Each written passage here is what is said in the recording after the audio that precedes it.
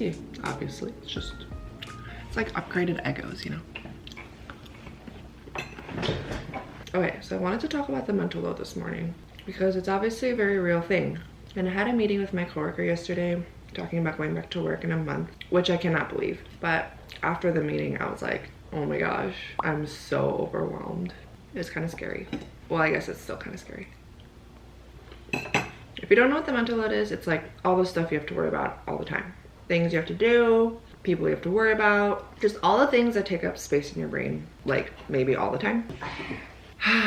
So obviously I need to come up with some ways to just kind of get it all done, and gotta do what you gotta do, you know? Like, I have kids, the things need to get done, the job needs to get done, and it's just sad. Just kidding, it's real life, and I'm obviously very grateful to have a job. It's just a little bit stressful. So these are some of the things that I do to reduce mental load. Maybe it'll help you too.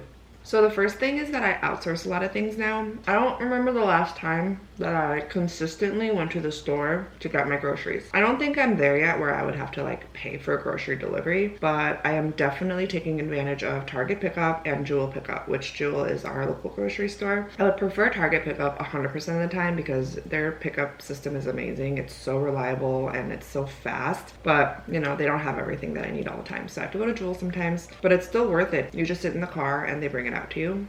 And then if you have kids, you don't want to like bring them in and lug them around the store and all that. That would really stress me out if I had to do that every time. I'm so grateful for pickup. So like take advantage of that stuff and then like build it into the errands that you have to go on already. It's so convenient, very easy to outsource that part of your mental load. Another example is delegating meals to your partner, like whoever is cooking in the house, whether that's, well, I shouldn't even say partner, like if you have a roommate or something too, I guess, if you guys have that kind of system. For me, it's my husband. If I wanted to, which, you know, I'll probably start doing this after we go back to work, is like have him cook dinner one night a week or something. And I'm not even saying I cook dinner every night. I really don't. And I guess another way to outsource is to get takeout. But one night a week, I don't have to worry about dinner. That's the point. So whether he ends up picking up food for us and making that decision or cooking something, you know, even if it's something like super simple, I just don't have to worry about it. That's the main thing. And I feel like because I like cooking, it's not even the cooking part that stresses me out. It's more just like, what should we eat? That's like always the question. I've seen so many memes and reels about how marriage is just asking each other what you should eat every single day until the day you die. And it's so true. That's something that I would love to not think about at least one night a week, maybe even more.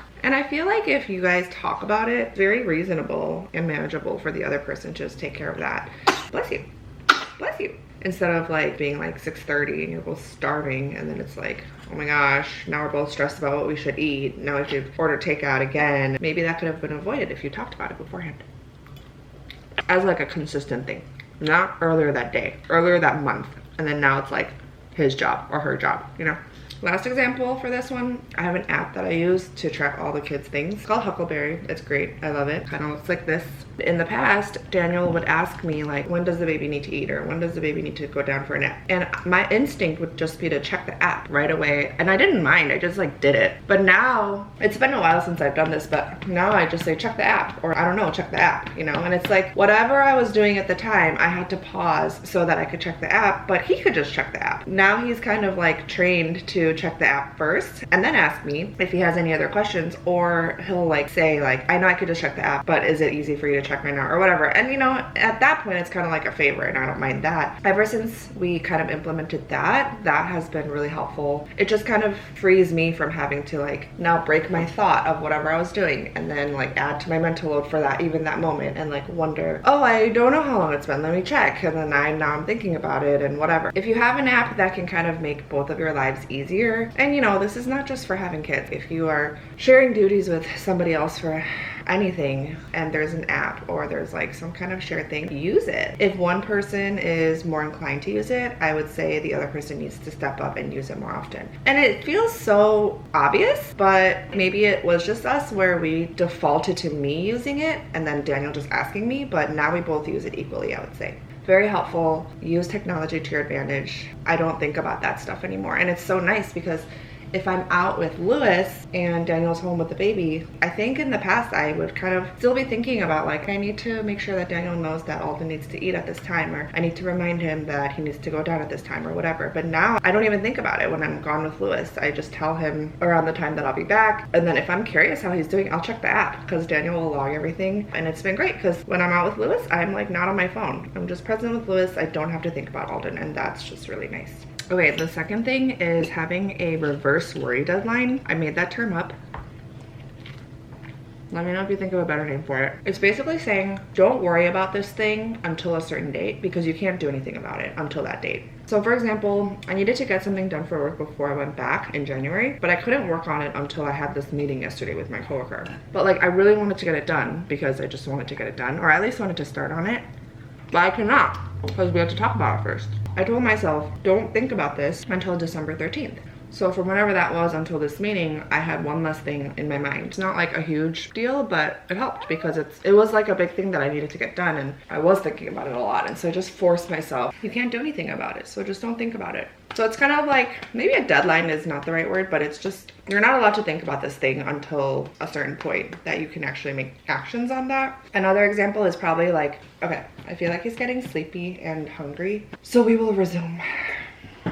Okay, I was gonna take a nap with Alden, but that didn't happen. I couldn't fall asleep. My mind was busy thinking about things, how relevant to this video. Anyways, what was I saying? Oh, I think the other example I was gonna give was that if you're gonna do holiday shopping and that's on your list and you have like 10,000 things to buy, but you know you're not gonna start till Black Friday, do not let yourself think about it until Black Friday. Like if it's like October and Black Friday is not till after Thanksgiving or the week of Thanksgiving, literally don't think about it until Black Friday. The only exception to that I think would be like if you need to make a list or whatever, but until then you can't do anything about it. At least from October till November, like that's one less thing in your brain that you have to worry about. I feel like that's pretty hard to do, even though you can't do anything about it till later. And especially for people who are like more anxious or just planners, I'm definitely a planner. It's hard for me to train my mind to think that way, but it helps because it's just like a list of priorities in your brain at all times, you know? So take that out of the list of priorities for that moment. Like it's like temporary priority relief. Is that what I should call it? Whatever.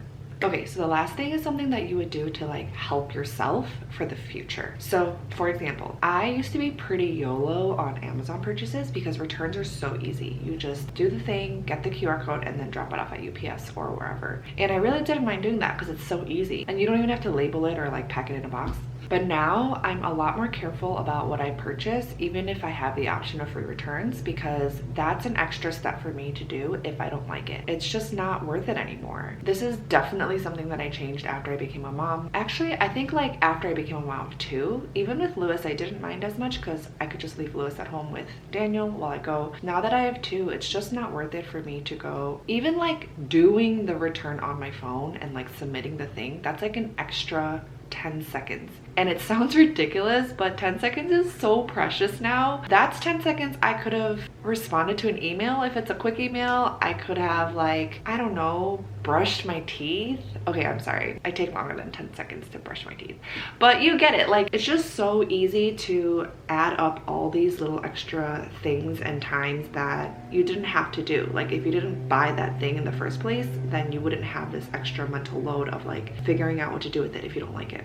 This has only happened to me like once, maybe twice. I can't think of another example, but I'm sure it's happened again. There was one time that I ordered this travel bag that looked really good. It was on sale. It was 40 bucks, so it's not cheap. I let it sit in a box and it was unopened for over a month, aka I missed my return window. And it's literally because it felt so stressful to me to open the box and like see if I liked this bag, because it just was not a priority. Like, I wasn't traveling anytime soon. I just liked the bag when I saw a picture of it, and I just bought it because I knew I could just return it if I didn't want it. But I ended up not getting to it because it's like so low on my list of priorities that I've missed the return window, and I literally don't know what to do with this bag anymore. I wish I could show you this bag, but it's in the room where the baby's sleeping. So now, if I didn't have principles about white elephant, I was like, should I put this in a white elephant rotation? But I don't believe in this product. Like, I don't like it, which is why I would have wanted to return it. So I can't just pass it off to my girlfriends. Like, I have pride in my white elephant things, you know? So now I literally don't know. I'll probably just try to sell it on Facebook Marketplace for like 30. It's brand new. I'm sure someone else would like it. I just don't like it. So I wish I was just more realistic with myself. Like, I don't need this bag. I created more work for myself and now I'm literally paying for it. These are things that I just didn't do before, but now I'm more intentional. I'm more mindful about it and it helps a lot. Like, that's just one example. What's another example? Oh, this is a good one. Christmas cards last year, I wanted to save money on stamps, which, you know, is valid. Like, stamps are expensive now and I have so many stamps and I want to like make them last as long as possible. But last year, because of that, I had a whole bunch of cards that I was gonna bring to church and just pass them out at church. Like, that's like, I don't know, 20 people. It's a lot of people. It's a lot of stamps. To this day, I think I have a few cards that I have not passed out, or I have cards that I passed out to them in like June or something of this year when it was supposed to be Christmas of last year, because it's an extra thing I have to think about on Sunday to grab this thing, and then at church I have to like find these people and go give it to them. Again, it's not hard, it's very reasonable, but it's just when you have other things on your mind, you just forget, and then it's like 17 weeks later and you forgot, and then at that point, like, you don't remember it at all anymore. I just know this because I find these cards on my desk, or like even downstairs. I try to get it closer to the exit of my house so that I remember it, but even then it doesn't happen, and then it gets buried among other things. And it's just, this year I decided to just mail them all out and I have no Christmas cards left. It's amazing. And these are like, even for Christmas cards for people that I see often, I just decided to mail it if I wasn't gonna give it to them like that day. So there are a few people that I did just give it to them, but most of them, like even one of my best friends who lives 4 minutes from me, I mailed it to her. The point of this video, or the point of reducing mental load, is just to like remove things from your mind that you don't need to worry about and just make life easier for yourself, because there's a lot of things that we have to think about. And especially if you have kids, or you have a partner, or you have a really busy job, or you have a house, like literally if you're an adult and you have things to take care of, it's just so easy to like have all that build up, and it's just unnecessary to create more work for ourselves. Very little things, but I think it adds up. I think life is just all about priorities. I mean, again, I feel like I'm saying a lot of obvious things in this video, but these are all things that I've been thinking about more. I just feel very pressed on time and every second is precious. Flashback to my thing about the 10 seconds. I need every second to be doing something, and that doesn't mean doing something productive that society would consider productive. Like, even if I get to lay down and rest, that is productive. How can I make my life easier? How can I eliminate some things in my mind that are not necessary to be there? Obviously, I'm at a point where I can kind of like throw money at things like the stamps thing, but you know what? Time is more limited of a resource than money. I also said that I wouldn't be willing to pay for grocery delivery, so I'm not there yet. Like, maybe if I become super rich, I'll be like, that's something that I would like to outsource altogether. I'm not there yet, but I can do pickup. But yeah, so you know, we have our like limitations and stuff with throwing money at things too, but we need a lot of help, and we can help ourselves.